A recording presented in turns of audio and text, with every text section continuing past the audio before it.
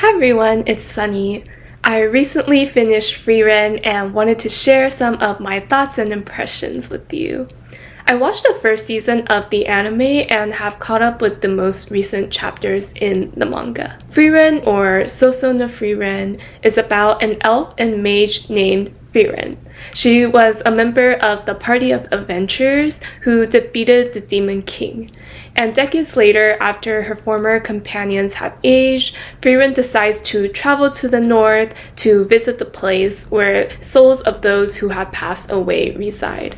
And the main story takes place and focuses on the journey in the present with flashbacks of the past interwoven into the narrative. Like many people, I heard about this story when the anime first came out. I knew that it was very good and very popular and that it was adapted by Madhouse, but not too much beyond that. I waited until the second half of the season to come out before starting it, just so I can watch a bit of it all together at once. And I didn't feel an urge to jump into this straight away, and I think part of it probably comes from seeing an increasing saturation of fantasy or isekai type series in the industry. But then I watched it, and I enjoyed it so much. I actually didn't binge it all at once, which is what I usually do if a story is good. But with Frieren, I was watching only like 1 or 2 episodes at a time because I really wanted to savor the story slowly. In terms of storyline, I think Frieren is a wonderful take on the fantasy genre. It defies your expectations by bringing in some typical fantasy tropes while also subverting others. The anime seems to encompass fantasy, adventure, action, romance, and slice of life genres all in one. And the story, the way it unravels is so interesting, like with character flashbacks, past events and connections, etc. Even if these reveals of the connections is something small, it's always surprising or compelling. I also think that Frieren is really the perfect main character for the story. She's calm, she's stoic, always pursuing her love of magic. She cares for those in her own way, but also loves doing things at her own pace. Frieren takes us along for the journey as she builds relationships, accumulates experiences and knowledge of her trade, and contemplates the passage of time and what it means to be alive. And the audience is able to resonate with this and gain an appreciation for what they have while contemplating their own lives as well. Character-wise, I love a lot of them more than I expected to. Both the past and present crews really have a place in my heart. And I like seeing the present crew's connection with the past crew, how we kind of follow Fern and Stark, particularly Fern, as they grow up with Eisenheiter and later follow Frieren on this journey. I love Frieren and Fern's relationship, where Frieren acts as Fern's mentor, but Fern also kind of acts like the responsible mother or older sister figure to the more laid-back and scattered Frieren. Sometimes we also see Fern's more childlike side when she throws cute tantrums, when she pouts when things don't go her way, or gets excited over the thought of desserts and snacks. I also really like Stark, whose personality is kind of opposite of what you expect from a warrior or vanguard character, and the romantic subplots are done really well in this series between Fern and Stark, as well as with Himmel and Frieren. They just feel so natural. It doesn't feel like a full-on romance where they're shouting their love from the top of buildings, but that doesn't make it any less special from my point of view. Their relationship feels very comfortable. Like, even if there are no romantic developments, they're always there for each other, caring for and trying to understand each other. Also, Saima is here and gone so quickly. He was gone before I knew it. While he made a mark, I definitely didn't feel his place was permanent in the crew, so I wasn't too surprised when they separated. But I also liked this aspect of his role in the story, kind of showing that people come and go, but there's this bond that connects you, and you'll probably meet again someday. And this feels more realistic than everyone meeting one day and suddenly the next day you're all willing to live and die for each other. But yeah, the impact of people in our lives and the feelings that stay with us as a result of these interactions is very well written. And I'm sure we'll see Sign again someday. The reveal of Friren's Master Flam, as well as the progression of her relationship with Frieren, is really great as well. I especially enjoy seeing how Flam's narrative has changed throughout history in society and seeing Frieren and Ciri's connection to her. And of course Himmel, who is the reason for Friren's current journey. While his character story is done so well with the gradual unveiling of the many layers to his personality, the past events throughout the years they spent to defeat the Demon King, his connection to Frieren, to his childhood friend Heiter, and all of the people whose lives he touched. Friren's a very stoic person, but you see all of these encounters have made an impact on her and contributed something to her long life. The side characters are amazing as well, and many of them get their spotlight, especially later on in the series. I particularly like Denken a lot, and his past is really interesting as well. Overall, I would say that my favorite characters in the series, aside from Frieren, are probably Vern, Stark, Himmel, and Ma, who hasn't been introduced in the anime yet.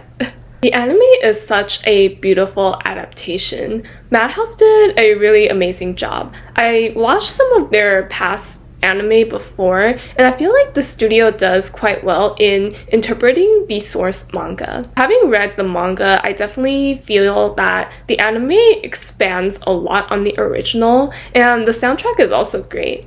It really brought the series to life and made this feel like a very lived-in world with the great nature and scenery shots to the atmosphere of the cities where the gang shop, eat, and rest, those quiet and intimate scenes, Vern and Stark's little rotoscoping dancing scenes. There are also a lot of super dynamic action and magic scenes with monsters of various designs. Even though this isn't really a fast-paced battle fantasy, the fight choreography during the battle scenes are so well executed. And the demons, oh my god, I had a Johan jump scare. The demons in this universe are so interesting. The way that they're just living how they were meant to live. It seems like they aren't inherently good or evil, but they just naturally are not able to understand human emotions and connections, but they have human-like features and can converse with humans in our language with the intention of luring them in as their prey. It's such a cool concept, and it really gave me the chills when they were first introduced. Thematically, Frieren really makes you think about how long and short life is, how to appreciate the detours and small things in life, and treasuring relationships and people who come and go. There are a lot of different characters with different perspectives, and there isn't really a right answer to anything, but this story makes us just stop and question ourselves about what we want out of our lives. And just to share some of my favorite parts from the anime, firstly, I love the flower spell and its role in the narrative. How it started out as Flam's favorite spell, and Ciri and Frieren feel closer to her whenever they use that spell, and it also becomes something that brings Frieren and Himmel closer together in the future, as well as with the rest of the crew.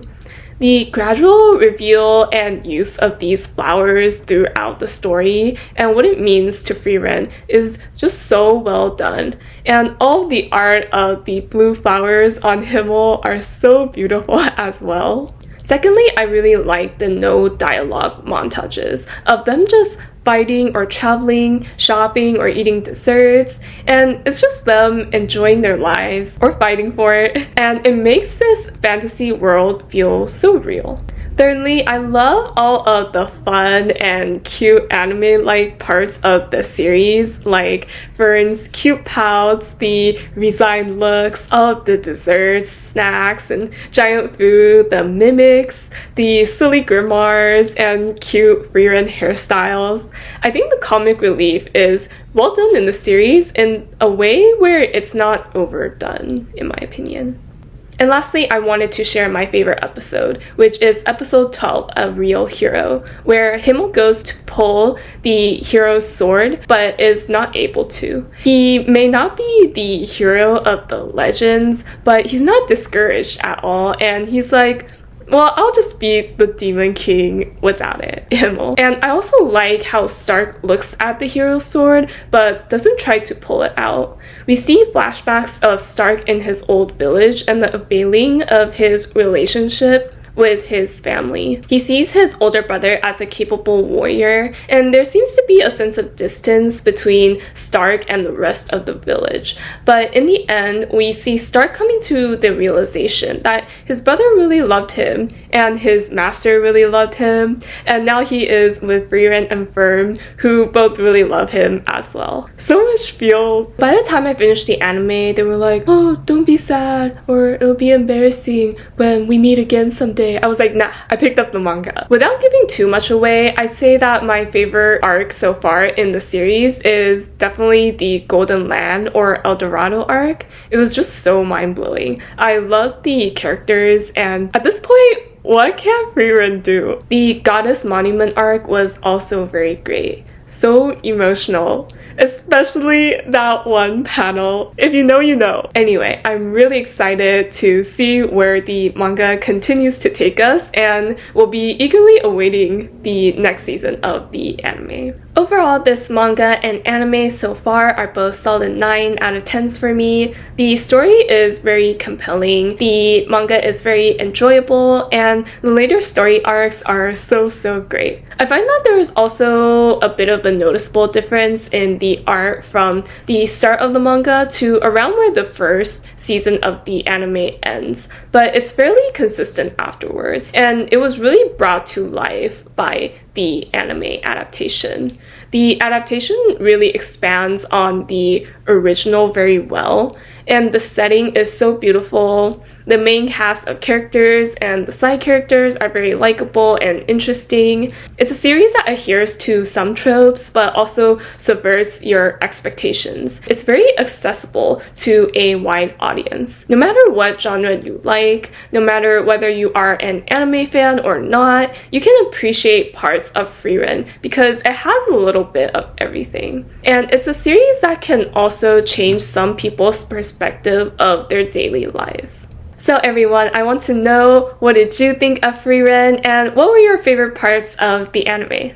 Thank you so much for tuning in, and I hope to see you in the next one. Bye!